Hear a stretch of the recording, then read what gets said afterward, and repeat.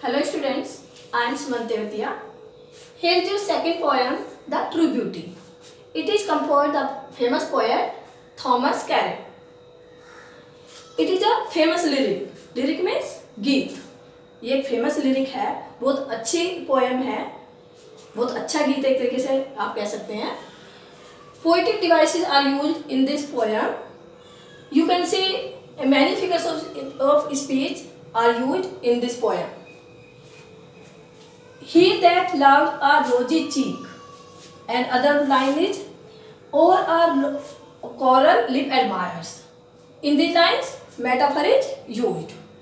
Rosy cheeks, यहाँ पे compare किया गया है, कंपेरिजन हुआ है, लेकिन यहाँ पे so as like का यूज नहीं हुआ, तो यहाँ पे सिंपली तो हुई नहीं. ऐसे इसमें coral lip, यहाँ पे भी कंपेरिजन हुआ है और so as like का यूज नहीं हुआ, so it is metaphor. Clear? You can say other line, or from star like eyes doth see. It is very clear. Like is used here. It means here simply is used. You can see third line, as old time makes these decay. As old time makes these decay. Old time यहाँ पे कोई time के लिए यहाँ पर use हुआ है. Old time means old age, बुढ़ापा. अब बुढ़ापा किसी नॉन लिविंग थिंग को या टाइम को वैसे तो आता नहीं है, ये लिविंग थिंग को ही होता है, ह्यूमन बीइंग को ही होता है या लिविंग थिंग को होता है. इसका मतलब यहाँ पर पर्सनिफिकेशन यूज हुआ है. Personification is used in this line. Clear? You can say this line, fuel to maintain his fires. अब फायर्स यहाँ पे लव और फ्यूल मीन्स ईंधन.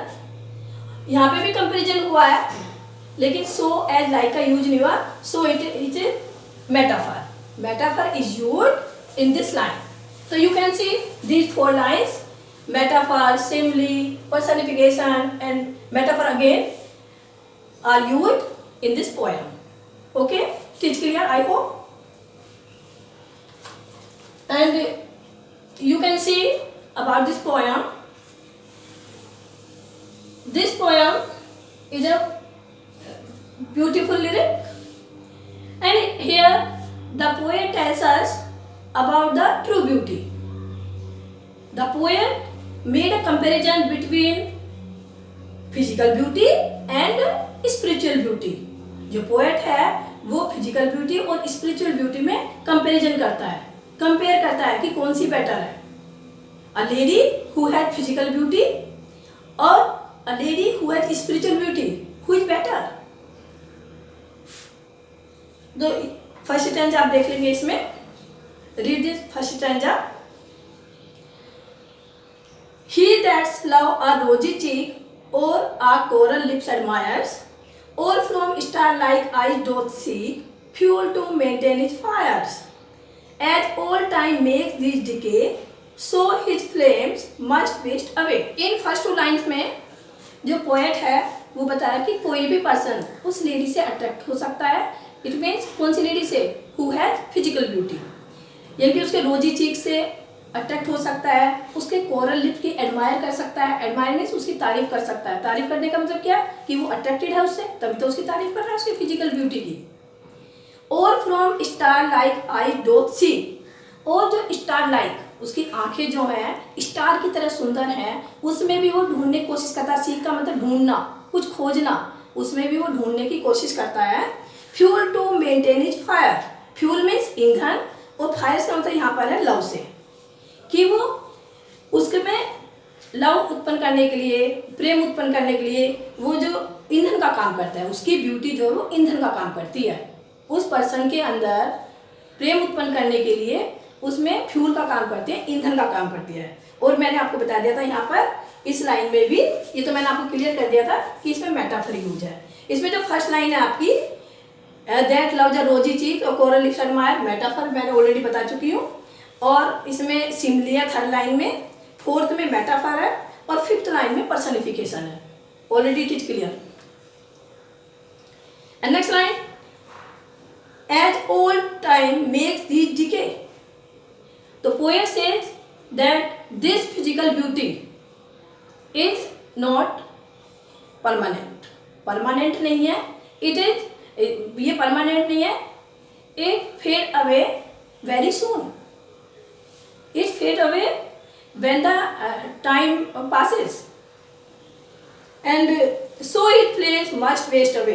और जैसे उस लेडी की, जैसे ही टाइम पास होता चला जाता है, टाइम बीतता चला जाता है, यानी कि ओल्ड एज उसको आ जाती है, बुढ़ापा उसको आ जाता है, उसकी फिजिकल ब्यूटी फिनिश हो जाती है, खत्म हो जाती है, यानी कम हो जाती है। और फिर उसका भी क्या होता है, जो पर्सन उससे लव करता है उसका जो प्यार है वो भी खत्म हो जाता है, यानी कि वो भी डिके हो जाता है, वो भी वेस्ट हो जाता है। उसकी फ्लेम्स में डीप लव, पहले तो वो डीप लव करता था, लेकिन जैसे ही उसकी ब्यूटी खत्म हुई उस लेडी की, तो वो भी उसका जो है वेस्ट है, यानी कि वेस्ट हो जाता है, डिस्ट्रॉय हो जाता है, उसका प्रेम भी खत्म हो जाता है। तो यहाँ पे तो पोएट ने बताई आपको फिजिकल ब्यूटी के बारे में। Next stanza is about spiritual beauty, a lady who has spiritual beauty. Poet says here, but a smooth and steadfast mind, gentle thoughts and calm desires, hers with equal love combined, kindle never dying fire, where these are not I despise, lovely cheeks or lips or eyes. In this poem, true beauty lies in this stanza. In this stanza, true beauty lies in smooth and steadfast mind. Steadfast mind means firm mind. A lady who has firm mind. Gentle thoughts, a lady who has gentle thoughts, बड़े अच्छे विचार हों उसके। जिस lady के अंदर spiritual beauty होती है उसके जेंटल थॉट्स होते हैं, बहुत अच्छे विचार होते हैं, उसका माइंड भी बहुत फर्म होता है, दृढ़ निश्चय वाली होती है वो। एंड काम डिजायर्स, उसके डिजायर्स भी बहुत काम होती हैं, शांत होती हैं उसकी डिजायर्स, उसकी इच्छाएं भी कम होती हैं और शांत होती हैं, यानी कि उसकी जो डिजायर्स होती है वो हार्मलेस होती हैं, किसी को भी वो नुकसान नहीं पहुंचाती, किसी को भी वो हार्म नहीं पहुंचाती।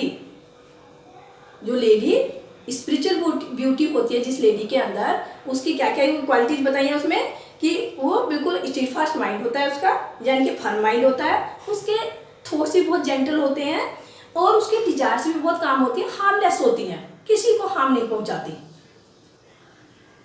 Hers with equal love combined, she loves all human beings equally, वो सबको बराबर प्यार करती है, किसी से हेट नहीं करती, सबको बराबर प्यार करती है।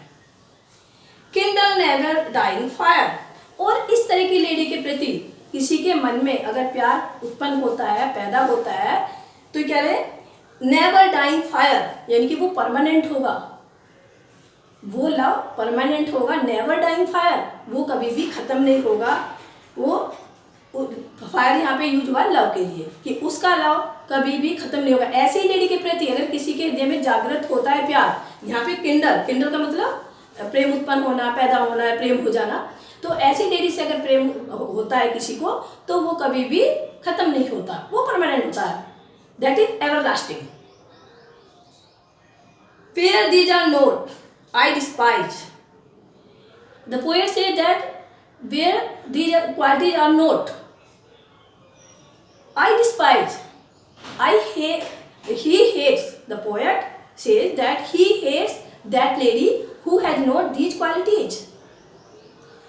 Despise means hate.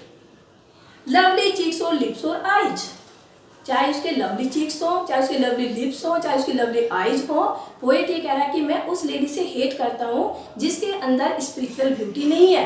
तो यहाँ पे जो पोएट ने बताया है स्पिरिचुअल ब्यूटी उसके लिए इम्पोर्टेंट है, स्पिरिचुअल ब्यूटी को उसने ज़्यादा अच्छा माना है, फिजिकल ब्यूटी को उसने कम अच्छा माना है, यानी कि फिजिकल ब्यूटी अगर आती है तो वो स्पिरिचुअल ब्यूटी के बाद ही आती है। एक लेडी जिसके अंदर स्पिरिचुअल ब्यूटी है वो ज़्यादा बेटर है, अच्छी है, बजाय कि जो लेडी ब्यूटीफुल है लेकिन उसके अंदर स्पिरिचुअल ब्यूटी नहीं है, वो तो बिल्कुल बेकार है according to our poet. I hope it is clear. Thank you very much.